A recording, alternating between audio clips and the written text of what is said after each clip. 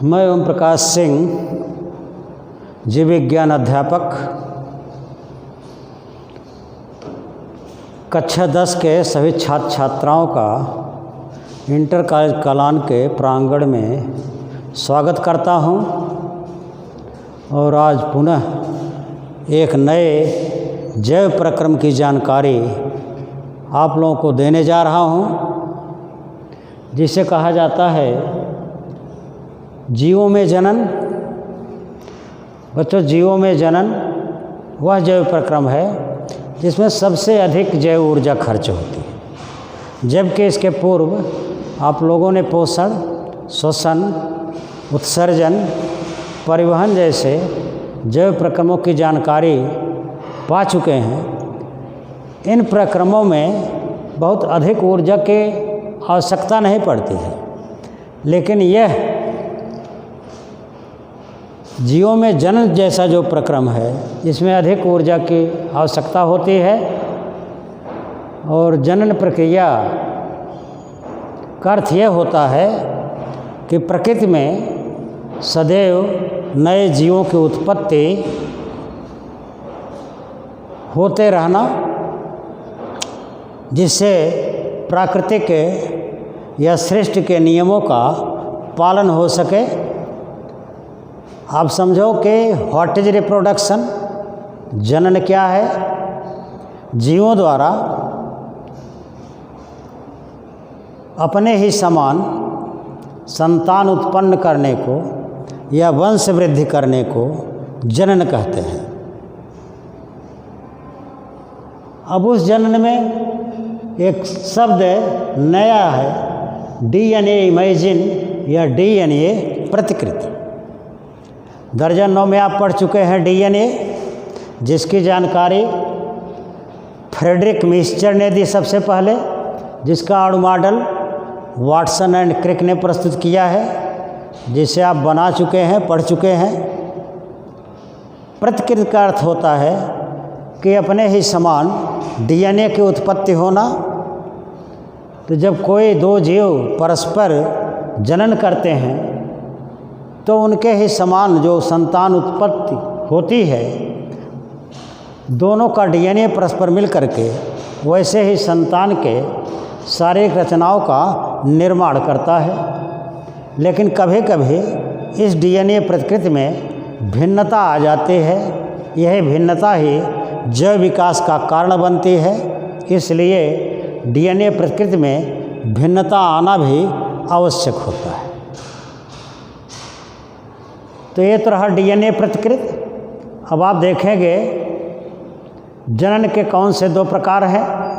पहला प्रकार है अलैंगिक जनन, ये सेक्सुअल रिप्रोडक्शन, जिसकी पहली विधि है फिशन या विखंडन, जिसमें द्विविखंडन मतलब किसी जीव शरीर का केंद्रक सहित 2 भागों में बढ़ जाना द्विविखंडन कहलाता है।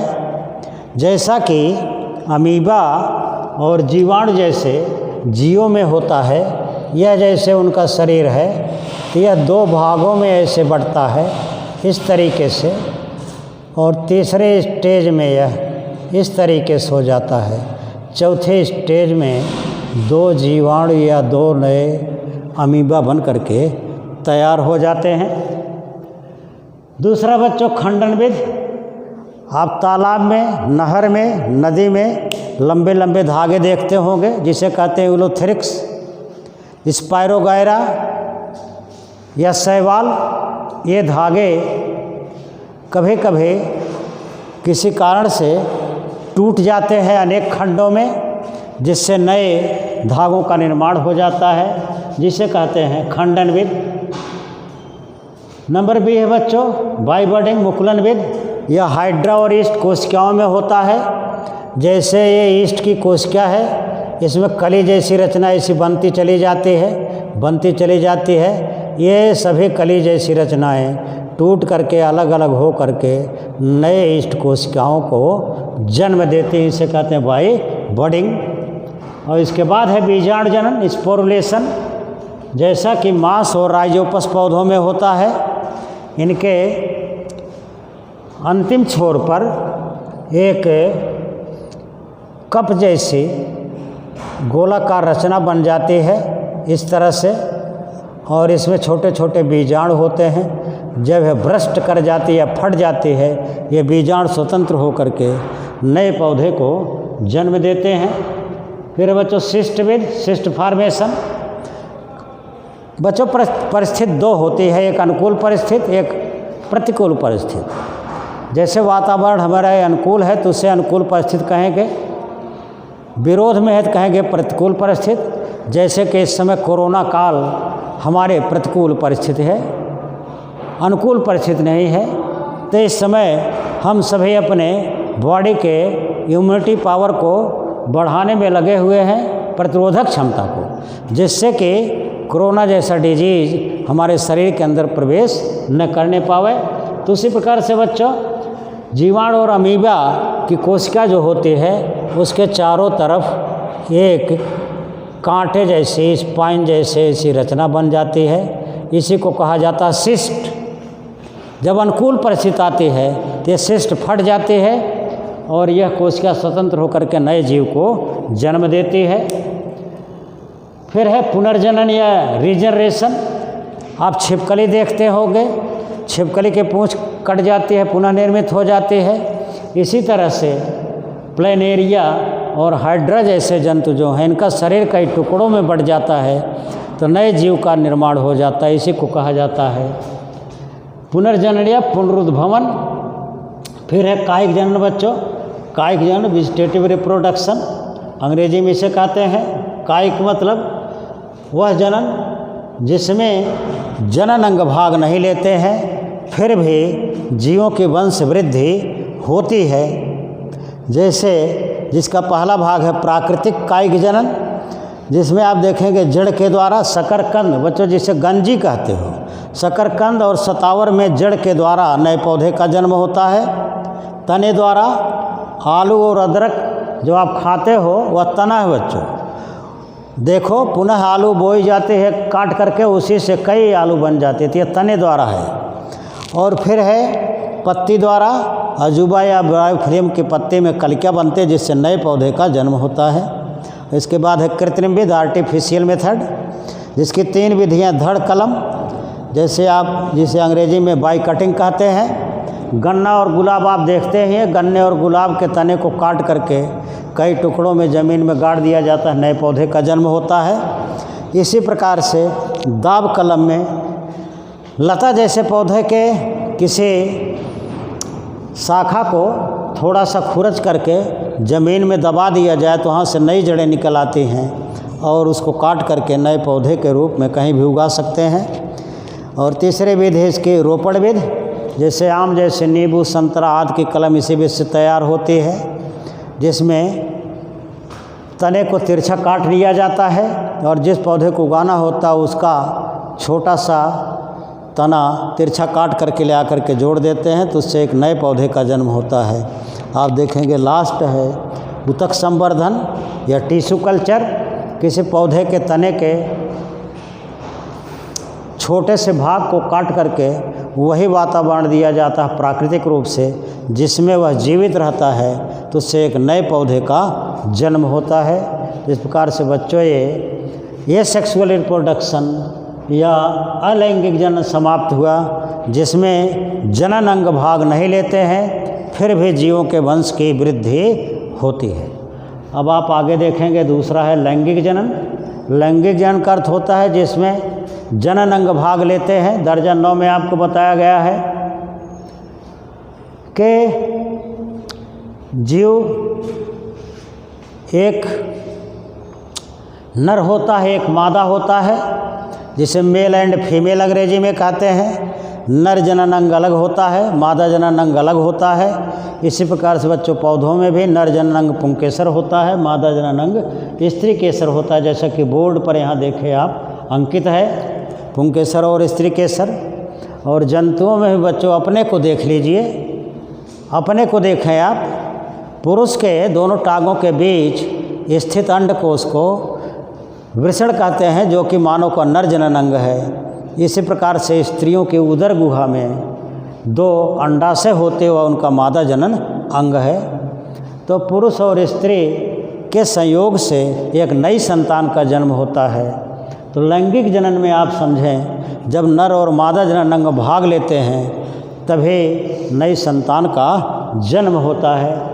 यहाँ पर हम पौधों के बारे में आपको बताने जा रहे हैं कि लैंगिक जनन कैसे होता है। यहाँ देखिए आप, सरसों का पुष्प अंकित है, जिसमें नीचे के भाग को कहते हैं पुष्पवृंत या डंठल जिसे कहते हैं, जिसे 2 अंगुलियों से आप पकड़ते हैं। उसके ऊपर पुष्पासन है, देखिए छोटा सा पुष्पधनासन, जिस पर पुष्प के ऊपर ही सभी भाग जुड़े हुए, उसे कहते हैं पुष्पासन।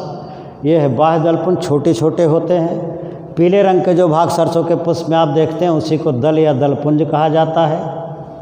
और फिर बीच में देखिए स्त्री केसर है, यहाँ से लेकर के यहाँ तक, और बगल में देखिए यहाँ पर पुंकेसर लगे हुए हैं 6 की संख्या में। तो ये पुष्प के भाग हो गए बच्चों। और पुष्प देखो 2 प्रकार के होते हैं, एक लिंगी और द्विलिंगी। एक लिंगी पुष्प का अर्थ होता है जिस पुष्प में एक ही जनन अंग पाया जाए, स्त्री केसर या पुंकेसर, उसे एक लिंगी पुष्प कहते हैं।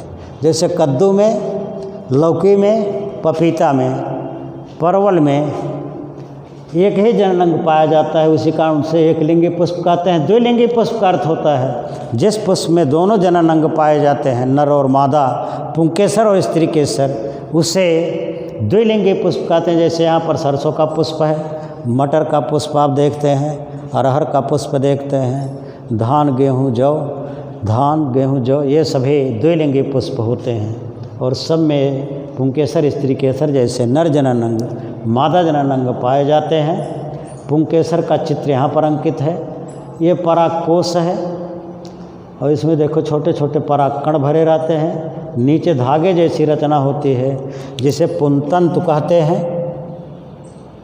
ये धागे जैसी रचना पुंतंतु कहलाती है।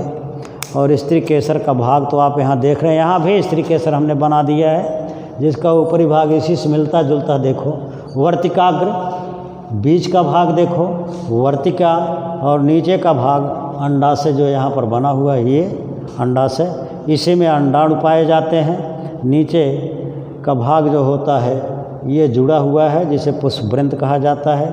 और इसकी एक इकाई को कार्पल या अंडप कहा जाता है। अब एक बात आप यहाँ पर यह समझें कि कैसे इनमें जनन क्रिया होती है। तो पहले आप समझिए कि व्हाट इज पॉलिनेशन, परागण क्या है या परागण क्रिया क्या है।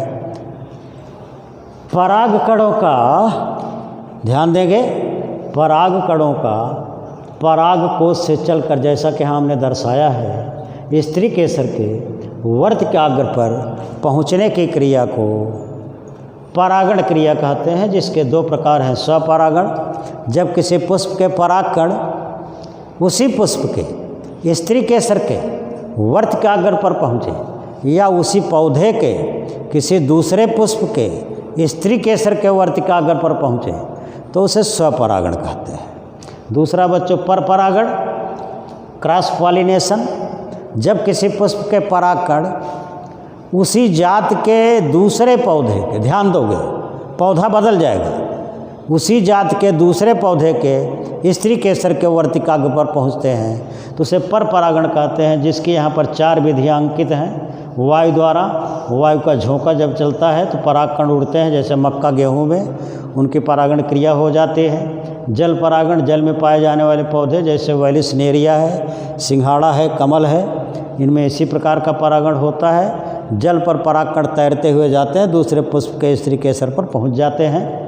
कीट परागण, तितली को, भ्रमर को, मधुमक्खी को आप देखते हैं, एक पुष्प से दूसरे पुष्प पर उड़ते हुए जाते हैं, उनके पंख में और पैर में परागकण चिपक करके दूसरे पुष्प के वर्तिकाग्र पर पहुंच जाते हैं, तो उनकी परागण क्रिया संपन्न हो जाती है। जैसे गूलर और अंजीर में कृत्रिम परागण बाई ह्यूमन, मानव द्वारा कराया जाता है। जैसे फसलों की नई जातियाँ, सरसों, धान, गेहूँ, जौ, मक्का, मटर, अरहर की जो नई वेराइटीज आ रही हैं, सब ये कृत्रिम परागण द्वारा उत्पन्न की जा रही हैं। अब आइए यहाँ पर हम निषेचन क्रिया के बारे में आपको बताते हैं। व्हाट इज़ फर्टिलाइजेशन, निषेचन क्रिया क्या है। ध्यान देंगे आप, पराग कणों का पराग कोश से चलकर स्त्री केसर के वर्तिकाग्र पर पहुँचने के पश्चात वर्तिका से होते हुए अंडाशय में स्थित अंडाणु से मिलने की क्रिया को निषेचन क्रिया कहते हैं। पुनः सुनेंगे। परागकणों का पराग कोश से चलकर स्त्री केसर के वर्तिकाग्र पर पहुँचने के पश्चात वर्तिका से होते हुए अंडाशय में स्थित अंडाणु से मिलने की क्रिया को निषेचन क्रिया कहते हैं। निषेचन क्रिया के समय बच्चों देखो, ये परागकण जब यहाँ पहुँचता है तो यहाँ पर ये दो केंद्रक में बढ़ जाता है। एक केंद्रक इस नली का निर्माण करता है, दूसरा केंद्रक यहीं रुका रहता है। ये नली जब यहाँ अंडाणु तक पहुँच आती है तो दूसरा केंद्रक यहाँ से चलता है और चला आता है अंडाणु के भीतर प्रवेश कर जाता है और केंद्रक को निषेचित कर देता है। तो इस प्रकार से समझो कि बीजांड का निर्माण हो जाता है, जिससे नए बीज का निर्माण जो हुआ उसी से एक नए पौधे का जन्म होता है। आप यहाँ पर देखेंगे अब बीजांड की संरचना बनाई गई है। इसमें देखें आप सभी भाग लिखे गए हैं। ये प्रतिमुख कोशिकाएं हैं 3 की संख्या में, बीच में द्वितीय केंद्रक है, नीचे अंड समुच्चय लिखा गया है जिसमें बीच में अंड कोशिका है, इसकी 2 सहायक कोशिकाएं हैं। ये भाग जो है भ्रूण कोश कहलाता है, इसमें भोजन रहता है। ये भाग जो है बीजांड का है, इसकी सुरक्षा करता है। ये निभाग लिखा गया है जो इसके सुरक्षा का कार्य करता है। ये बीजांड वृंत है जिससे ये जुड़ा रहता है। मध्य में द्वितीय केंद्रक है, वही स्थिति है। अब परागकोण कण देखिए, यहाँ से आता है, इसे देखिए बीजांड द्वार है, इसे प्रवेश करेगा तो एक केंद्रक जो हमने बताया अभी इस अंड कोशिका को निषेचित करता है, दूसरा द्वितीय केंद्रक को। पुनः ध्यान देंगे, एक शब्द है दोहरा निषेचन, डबल फर्टिलाइजेशन। दोहरा निषेचन, डबल फर्टिलाइजेशन, जिसकी जानकारी SG नवासीन ने दी है और बताया कि परागकण के एक केंद्रक का अंड कोशिका को निषेचित करना और दूसरे केंद्रक का द्वितीय केंद्रक को निषेचित करना दोहरा निषेचन कहलाता है।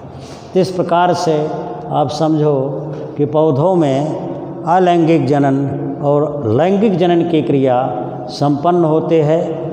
आगे आपको हो सकता है कल हम आपको मानव के नर जनन अंग और मादा जनन अंग के बारे में जानकारी देंगे। आप नई ऊर्जा के साथ पुनः तैयार रहेंगे अगला वीडियो देखने के लिए। और वीडियो को आप डिलीट मत करिए। वीडियो को जैसे पिक्चर आप देखते हैं बार बार देखिए तो आपकी समझ में ज़्यादा आ जाएगा। That's all.